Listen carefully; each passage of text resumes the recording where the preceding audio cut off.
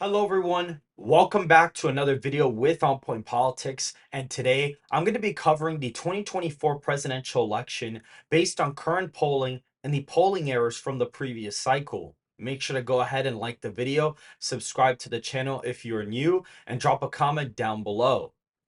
And so basically, we can fill out certain Republican and Democratic states that will be safe for either side based off of previous election results. For the Republicans, those states would be the states of Utah, Idaho, Wyoming, Montana, the Dakotas, Nebraska, including all of the at-large votes, and Nebraska's first and the third, except for the Nebraska's second district, Kansas, Oklahoma, Arkansas, Louisiana, Mississippi, Alabama, Tennessee, Kentucky, Indiana, West Virginia, and Missouri. Those would be classified as the for sure plus 15 states, as well as the state of Alaska as of right now.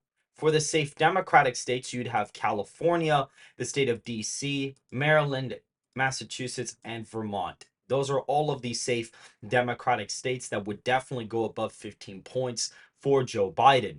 And we're going to be going from basically west to east here. And the first state we're going to be looking at is the state of Washington. If you go to 2020, you'll see that Joe Biden managed to win the state by a pretty convincing amount. He won it fairly easily in the 2020 presidential election, about 19.2 percentage points of a victory. And if we go back, we can see on 538, if we go to the Washington poll, if we go all the way back to Washington in 2020, we can see that the aggregate had him winning by 23%. So that's around, it's about a 3.9 percentage point polling miss there. And as of right now, when you basically average out all of the latest polling from here, it gives you about a 3.7 aggregate in favor of Biden. So he's leading by a lean margin in the polling aggregate. And when you go ahead and apply the polling error from the previous cycle, Donald Trump actually picks up the state of Washington by a tilt margin. I don't believe that it's going to go in Donald Trump's column. However, the polling does indicate the state could be a lot closer and potentially even vote to the right of a state like Oregon.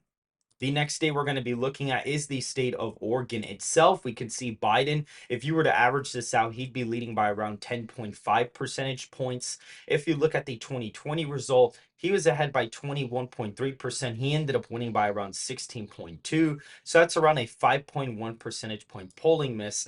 And so that puts the state in the likely Democratic column as of right now. I do believe it'll more than likely vote in the likely Democratic column, close to around 10 to basically 12 points for the incumbent president. The next state is going to be the state of Nevada, where Donald Trump has a very impressive lead in the state. He's leading by 6.4 percentage points. In 2020, he was leading by 5.3%. He ended up winning the state of Nevada by around 2.4 percentage points. And so that's around a 3.1 percentage point polling miss in favor of Biden. And if you were to apply that to the current aggregate, the result would basically end up being a above a 9-point victory for the former president. This would be a massive victory for him, as the state of Nevada has not voted for Republican since 2004, and this would be the largest victory a Republican has received in many decades. I believe that the margin in Nevada could actually be somewhat close to this, as white working class voters and Hispanics are a major part of the state of Nevada, and that those are two groups that Donald Trump is expected to improve with by quite a decent amount. If we look at Arizona, we'll see that Donald Trump is leading here by 4.3 percentage points as of right now. In 2020, he led by 2.6 on election day, and he ended up winning by 0.3. That's a 2-point polling error around there. It's around 2.3% in favor of Biden. And if you were to apply that polling error, basically Donald Trump would be winning the state by almost 7 percentage points. Again, Hispanic voters are definitely going to be shifting to the right this cycle. And with an issue like the border crisis, you could definitely see a state of Arizona vote somewhere within this margin. My model currently has it as an 8-point victory for the former president. The next state we're going to be looking at is the state of Colorado. If we were to go to the polling in Colorado, we would see that if you were to basically average this out, Biden would be ahead by around 7 percentage points in the state. if we go ahead and look at the 2020 polling, we could see he was ahead by 12.5%. He ended up winning by 13.5%. So the polling actually overestimated Trump by a point. And so Biden would be winning the state of Colorado by around 8 percentage points, according to this polling miss. If we go to the state of New Mexico, the polling aggregate in the state of New Mexico does average out to run a Biden win of around 8 points. And if we go to the 2020 polling, we could see he was up here by 11 point. I believe it's 11.7. He ended up winning the state by 10.8. And so he'd be winning the state by around 6 percentage points, according to this polling miss. I do have this way closer in my election model. I actually have this very, very competitive.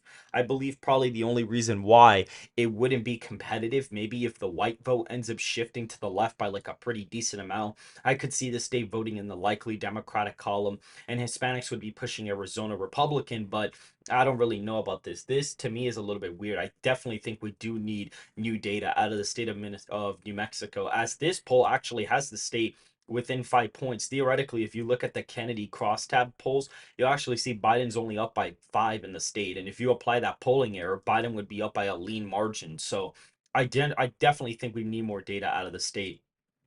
Hawaii's polling error is very, very shocking. Just for context, in 2020, he was leading by 34.3%, and he ended up winning the state by around 29 points. So that's over a 5 point miss in the polling. And the latest poll with third party candidates actually has him up by around 8 percentage points. And so if you were to apply the polling miss to that poll, since all the polls that I usually tend to use only include third party voters, if you were to apply that polling miss, Hawaii would actually only be like a 3 point victory for the incumbent president. You know, the Maui fires are definitely causing his support to tank in the state, but I definitely think that he'd probably be winning the state by more. But according to this polling miss, Biden's only ahead in Hawaii by 3 percentage points, which would be a historic margin for a Republican.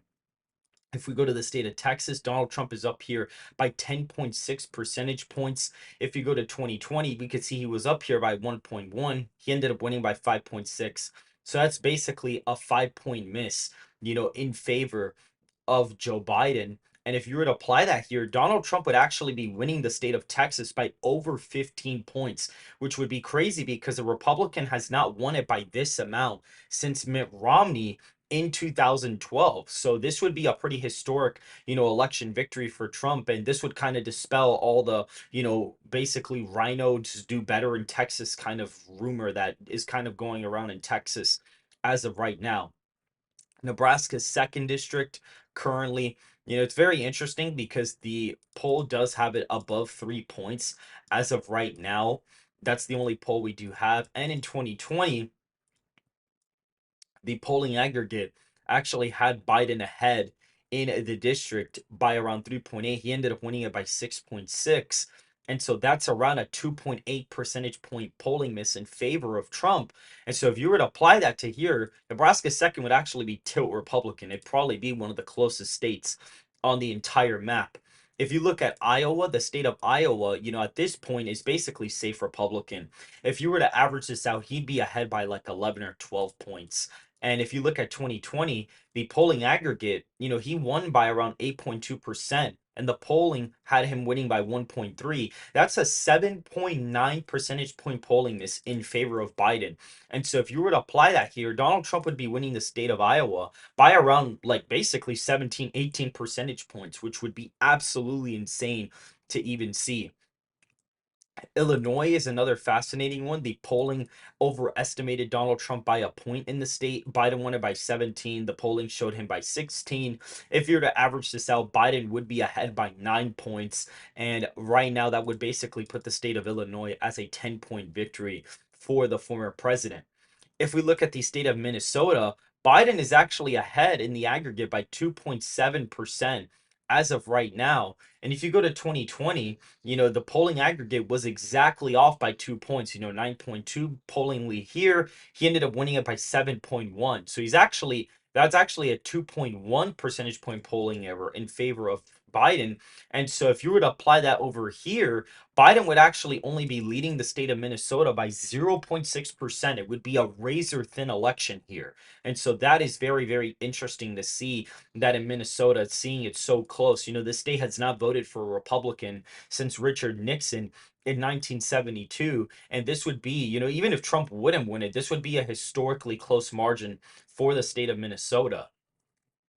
If we look at the state of Wisconsin, which is very interesting, we're going to be able to see that Donald Trump is ahead here by 1.2 percentage points. The aggregate did overestimate him in the state by around 7.8. And so if you were to apply that polling error, he would actually be up in the state of Wisconsin by 8 or 9 points. This would be a historic victory for Donald Trump in Wisconsin. It would be a huge win for the campaign, and he's closing in on 202 electoral college votes.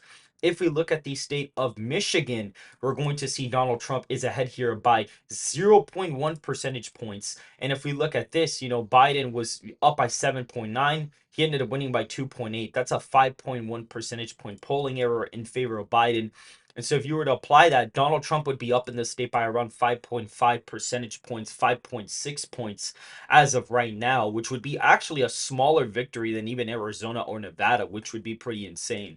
If we look at the state of Ohio, Donald Trump is up here by 9.6 percentage points as of right now. And Joe Biden, was overestimated here by 7.2 percentage points in the state. Donald Trump won it by 8 points. Joe Biden, only trailed Donald Trump in the polling by 0.8. And so if we go ahead and look at this, that would basically put the state in the safe Republican column. Because if you added, around 8 points to the aggregate here, Donald Trump would be up in the state by around 17 percentage points, which is what my model actually has it out as of right now. I think I have him winning by like 16 as of right now, according to my election forecast.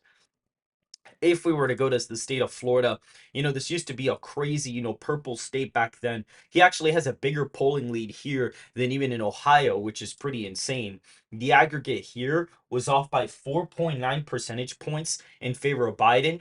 Donald Trump won it by 3.4% in 2020. Biden was ahead by 2.5 in the aggregate. And so if you were to apply that here, Donald Trump would actually win the state by right above 15 points, which would be absolutely insane. You can clearly see that the polling reflecting, Hispanic shifts to the right is definitely showing here. I actually forgot to put South Carolina in the safe Republican column for some reason, but actually we could just do it for fun. Let's look at it. South Carolina, if you were to average this out, he'd probably be ahead by around 15 points. And if you go to 2020, he was underestimated here by a little bit over 4 points. And so that would put the state at around a closer to 18, 19 point victory as of right now. If we look at Georgia, we'll actually see in 2020, he led by 1.2. The real victory was 0.2. So Biden was overestimated there by a point. If you were to apply this over here, it would be a 6.4 percentage point victory, similar to Arizona in this electoral college scenario. If we go to North Carolina, a state that Donald Trump has won twice in both of his election cycles, he's leading by 6.2 percentage points in the state. The polling aggregate was off by around 3 percentage points as of right now, a little bit less than 3 percentage points. And so if you were to apply that polling miss, Donald Trump would be winning the state by around 8 or 9 points. And you can see he's already won the electoral college, already with over 300 electoral votes. And Biden is literally sitting at 137 electoral college votes. If we look at Virginia, the polling aggregate here would be around 2.8 percentage points when you basically average it all out. And the aggregate here was off by around 1.7 percentage points. And so if you were to apply that polling error, Biden would be leading the state by just above a tilt margin. It would be extremely competitive based off the polling miss as of right now. And if you're looking at the state of Pennsylvania, a state that Donald Trump hasn't won since 2016. The polling miss here was around, 3.6 percentage points, around 3.5. If you were to apply that to here, basically Donald Trump would be winning the state by a little bit over 5 points. As of right now, they'd almost be lean states in this scenario, but all of the swing states from 2020 are all classified as likely margins, which is a very crazy sight to see. If we look at Rhode Island, I'm not even sure if they actually have polling data out of Rhode Island. And actually, we technically do have, we have out of, this poll over here, we have this 14 poll and this poll. So roughly, if you were to add this up, he'd be leading by around 11 points in the state. And if you were to go ahead and look at this, a 30-point win here, and Biden ended up winning by 20 in the state. So that's a 10-point polling miss. And so if you were to basically look at Biden's 11-point lead in the polling and apply that 10-point polling miss, Connecticut would actually be only a point victory for the incumbent president. So you are seeing very, large hemorrhaging, in the Northeast area, more so than even Colorado and New Mexico. You're seeing a huge hemorrhaging of support with New Englanders for the incumbent president. If you were to look at the state of Delaware, which I believe there is no new polling data, which if there isn't, then we're going to make our own assumption. Actually, we technically do have data. He's ahead by 10 points here. And if we go ahead and look at this, he was ahead by 24. He ended up winning the state by around 16.9%. So that's around an 8-point polling miss. And so if you were to apply that, Delaware would also be lean Democrat in this scenario, which is absolutely insane. If we go to Rhode Island, you'll see that the latest poll. Oh, well, we already did Rhode Island. Actually, no, we did not do Rhode Island. I don't know why. It looked very similar to the it looked really similar to the other one. And so if we look at this, 17, 14 points a point, it's around 12, 11 points. And if we look at Rhode Island as of right now, 30 points, that would be a lean victory in the state of Rhode Island as of right now. So a lot of the northeastern states you could see are actually lean Democrat as of right now. In Connecticut, oh, I just realized I did them backwards. If we go to Connecticut, 26-point victory. Oh no. Okay. Well, if you were to average this out, you could see, he's ahead here by a couple points.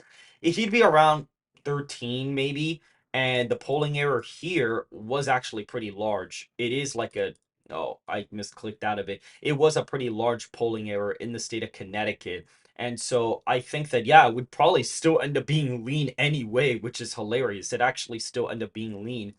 And if we look at New Jersey, the latest poll, he was ahead here by 20.4. He ended up winning by 15.9, 4.9 percentage point polling miss. The latest poll has Biden ahead by 5 points. And if you were to get this, he'd be ahead and an average possibly by around maybe 6 points. And if you were to apply that polling error, he would be up in the state of New Jersey by a lean margin. So you could see Biden is hemorrhaging a lot of support in the northeastern states. And if we look at New Hampshire, we'd see in the state of New Hampshire that Biden, funny enough, the latest poll with Kennedy in it actually has the race as a tie. And so if you were to look at this, and this poll had him up by 6 points. And if you were to average basically all of this out, he'd probably be up in the state of New Hampshire by around 3 or 2 points. Let's say 2.5 for the sake of this. And if you look at this, there was around a 4-point polling miss in the state of New Hampshire. And so if you were to apply that, Trump would actually be leading in New Hampshire by around, 2 points or so. So that'd be a historic win for him as well. And if you look at Maine, Donald Trump, was underestimated here by around actually, if you look at it, because yeah, 4 points. It was actually a 4-point miss. If you look here, Trump's up by 2, up here by 6, by 1. If you were to average all of that out, that would essentially give you, around a 3-point victory, in the state in the polling as of right now. And the polling error was around a 4-point miss. So that actually put Maine at large as a 7-point win for Biden, which sounds ridiculous, but it basically would. And if you look at Maine's first here, Biden's only ahead here by 8 as of right now in this poll. So more than likely, Maine's first would probably be borderline likely. It'd probably be right above 5 points, and Maine's second would be safe. The last state I left up is the state of New York, where Trump's actually going to go there and campaign today in the southern Bronx, which I may actually cover in a later live stream later today. If we were to go to New York, we'd see that the polling aggregate here is absolutely abysmal for Biden. If you were to average all of this out, essentially Biden would be ahead in the state by probably around 11 points. And so if you were to look at 2020, the polling miss was around a 6-point polling error. He won by 23.1%. He was ahead by 29.4. It's a little bit over 6 points. And so if you were to basically add that to the polling aggregate, it would literally bring the state of New York right below the likely margin. It'd be around a 4.8 percentage point win for Joe Biden in this election. And so, as of right now, the former president would win 331 electoral college votes against Joe Biden's 207 electoral college votes in this scenario, basically narrowing up a bunch of Democratic states from the previous elections while winning, Iowa, Ohio, Texas, and Florida by very easy margins, and winning all the swing states by basically single up to basically double digits as of right now. And so, if you guys did enjoy this quick analysis, please hit that like button, subscribe to the channel, make sure to follow the Twitter, and join the Discord server in the description down below. And I will see you guys very, very soon.